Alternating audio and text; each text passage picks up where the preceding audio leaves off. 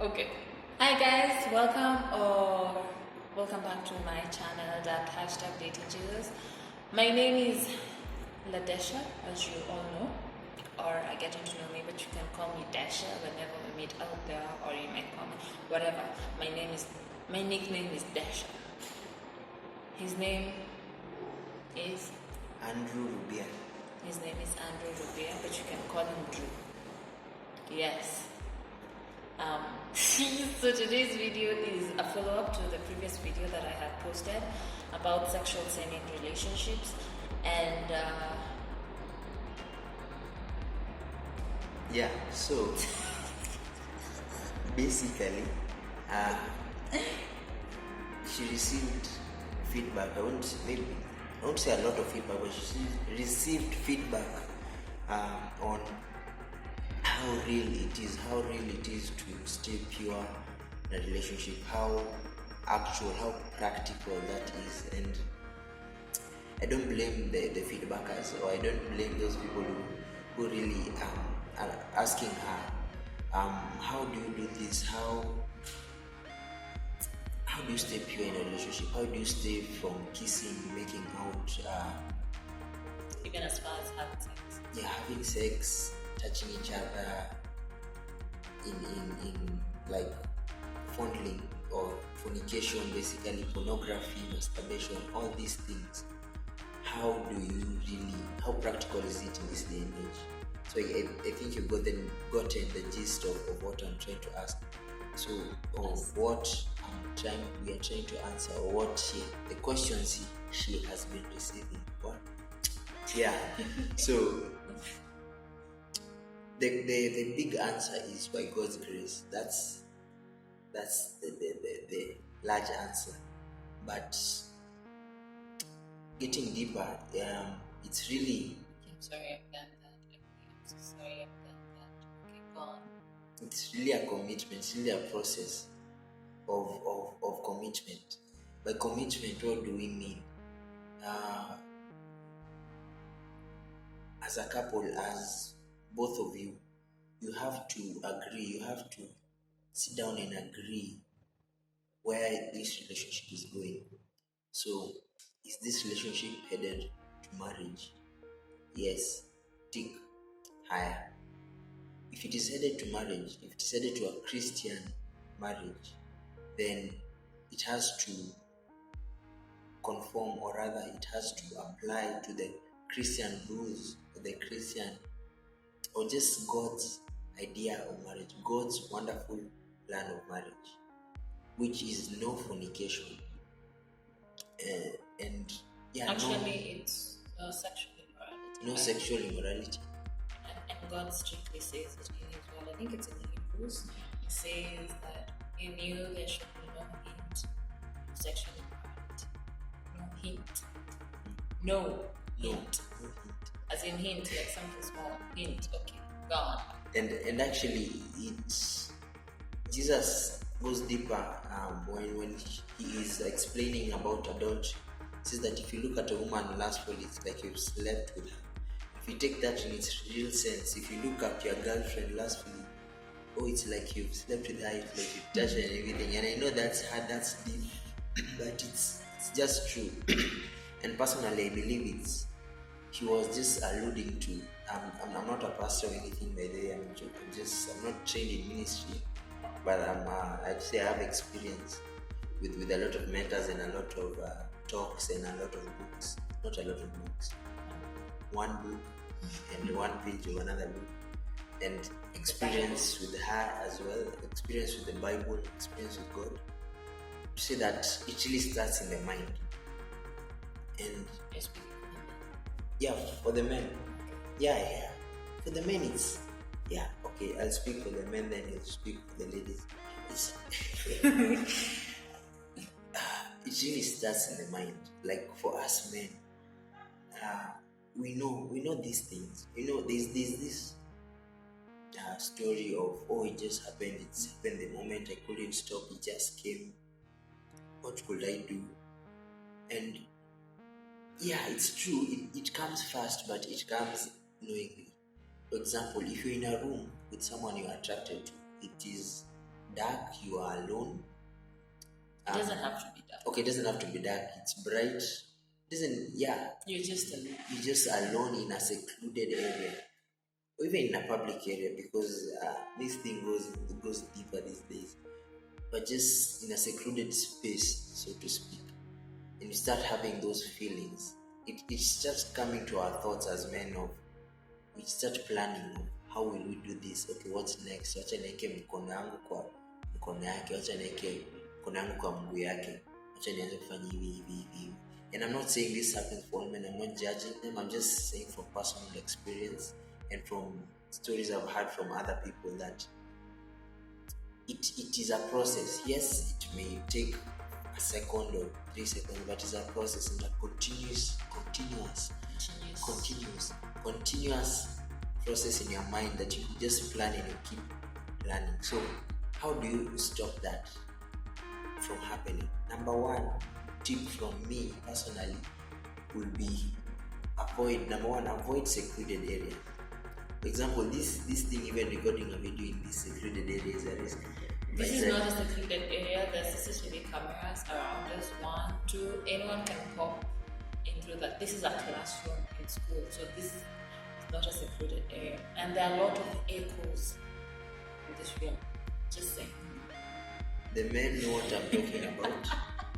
When I say a secluded area, it's a secluded area. But you've had the lady's perspective. So, avoid. Not saying that you're just a sexual animal and any day that you'll be in a secluded place, you'll be just roaring to get into that, to interact sexually. Not saying that, but just don't play with fire if you're not ready to get burnt. Don't play with fire if you don't know how to control. Don't play with fire outside the right context. So avoid secluded areas. Avoid triggers, physical triggers, mental triggers. If you know a certain text, a certain word, if whispering in her ear, if touching her leg or so her... in short, you should be responsible for everything.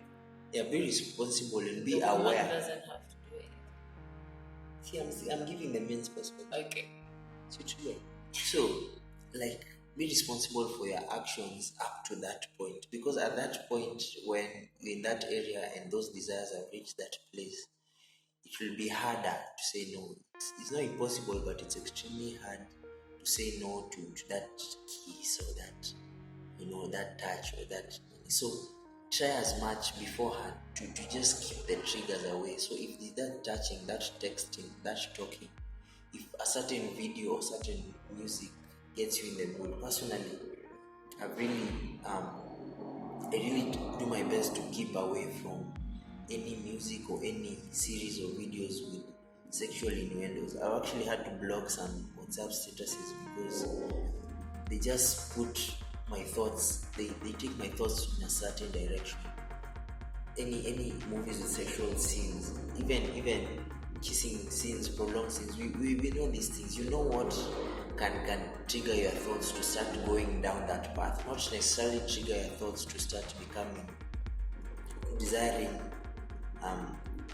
your partner sexually at that moment, but whatever triggers that thought, if it's a song, a certain type of song, if it is a certain type of movie, a certain type of image, books, literature, whatever starts that process in your mind, stop it.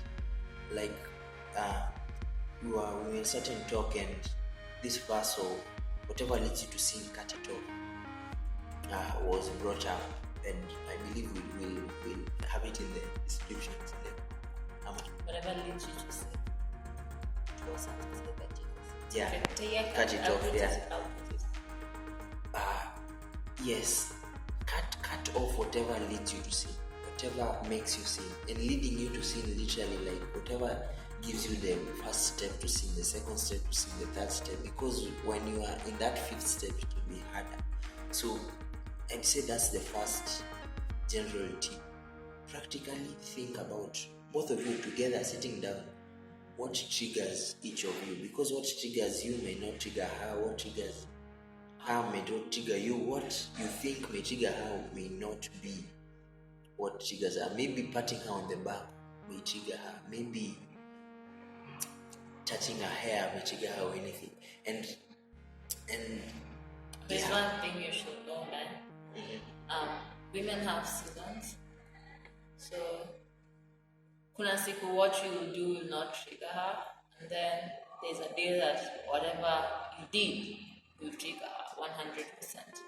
So learn the seasons. Learn the woman's seasons. Ladies, be honest as well with your men, and men, be honest with your ladies. That's actually the next point I want to highlight. Just be honest. Wanaume na hata wasichana ni ngumu at that moment kusema yenyewe, because kusema kweli those sexual actions, they are addictive, they are fun, they're enjoyable, I won't lie, but you have to be honest that yenyewe uliniambia hivi na yenyewe hiyo ilifanya tu nisikie sijui aje, or rather you told me some certain words and those just turned me on. You did this and that turned me on. You have to be very honest with this, even if it's at the moment. So as I was saying about honesty, like it's really hard to be honest at that particular time, but you have to. Just have to. If indeed you've committed to a Christian walk and a Christian relationship, these are the decisions you have to make, especially as the man who is the leader, because God has given us that responsibility as men, as leaders of the relationship, to take charge. So when the lady is in the season, so as to speak, and maybe she comes at you, and you're triggered or something, or it is your responsibility. Whatever the relationship goes is your responsibility. Not to say that you should dictate her, you should order her around, you should put certain ungodly rules on her or anything. Yes, tread with wisdom, tread with love.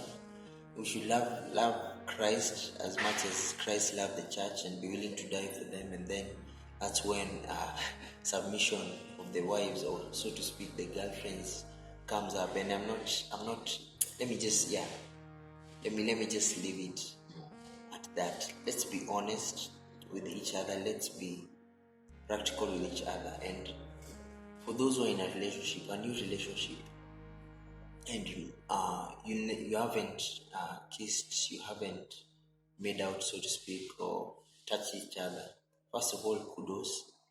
Second of all, please just don't try. Continue. Okay, continue evo, but don't try. Don't try. Where this is coming from is, personally, I hadn't kissed a girl before I had my first girlfriend, and I had, personally, honestly speaking, I had no desire. Not like I didn't have a desire to kiss her, but the desire that came after that first kiss, the desire that came after that first touch, it became an addiction. It honestly became an addiction. Really, chokweli. There was a time I was honestly, my body was shaking because I just wanted to be touched. I just wanted a kiss. That's how bad it was. My body was physically shaking. I literally had withdrawal symptoms because of it.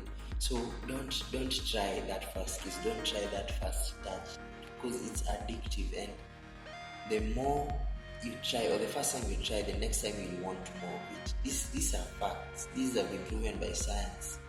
About I don't know the exact thing, but there are chemicals in your brain. Dopamine is one of them, but there's another one that requires you to get to have more pleasure in order to reach the same place you reached the other time. So if today it was a kiss, tomorrow it will be a kiss and a touch. Today it's a kiss and a touch, it will be a kiss and a touch and a hold somewhere, or etc. So these things are real, these things are hard, and maybe, I don't know if I'm putting too much in this video, but some of the effects of this, by these I mean touching, kissing, making out, going as far as having sex, and pornography, masturbation, threesome, interactions with private parts, whatever, etc. Apart from that addiction and that withdrawal symptom, because when you become addicted, she won't always be there to by she I mean that girlfriend or that partner won't always be there. And that personally is what I believe leads to cheating, leads to going addictions to pornography, leads to addictions to masturbation. Yes, you can have those things without even being in a relationship, but it's a trigger for those. It is basically, it leads you down the wrong path. It gives you just a desire, a flesh-filled desire to just satisfy your body at all times, and it is very hard to fight. So if you haven't started doing it, please don't start. If you had planned to start tomorrow or after this video, please don't do it. Just don't start. And I don't know if we'll talk about, we should talk about what to do in the free time, or maybe we'll cut this video to be a part 1 and part 2 for that. But we already look too dark. Yeah, we look too dark. But by then, bora mnatusikia na mnatuona sisi ni watu. We apologize for the quality. Camera inakuja. Jesus name. Man. The lights. But just don't start. And I think I'm done. So in summary, do you summarize? In summary, there's commitment and there's pure honesty and relying on Jesus Christ for everything, and don't start up a flame that you don't want to finish, or you'll regret finishing. Anything else? And if you already started and you're like already feeling condemned or something, just don't. You're looking at the chief sinners of sexual immorality, as I say. Let me speak myself. I'm a chief. Or something. But the grace of God is sufficient. He's very much willing to forgive you and just walk with you in this journey of righteousness. I'm not perfect, like I said in my previous video, and I'm still not perfect. I am very, very much a victim to falling 100% probability. But if you trust in the Lord, day in, day out, pray, na siku tu Mungu atakushtua, like He will literally distort every thought you had or every plan that you have made to participate in the acts. So the video is already long, but ladies, I got you. In my next video, or whenever the Lord intends for me to speak on this topic again, I shall, and I will talk to you. But for now, I hope that you get what He said, and I'm too sorry for the lighting. Thank you. It was good, and then it's become bad. I don't know whether the editing is going to do any justice to us, but enough of the apologies. I hope you're blessed, and I hope you've impacted your life. And if you have any questions, if you have any suggestions, if you have any more ideas to whatever we've said, please comment below and let us know what you think or what you want us to say. That's it. That's it. And I think I'll commit on video that we will do another video on more practical steps, on more. He has said we will. He should be there. Okay. Or she will, whoever is available to do just more practical steps on this, because it's not a one-off thing. And I wish the best to all couples out there, all Christian couples. Not Christian couples. All couples. All couples. And do not worry if you're not yet born again. You can get born again, one of you or both of you, however the Lord intends, or whenever you feel you're ready to let God be in your relationship.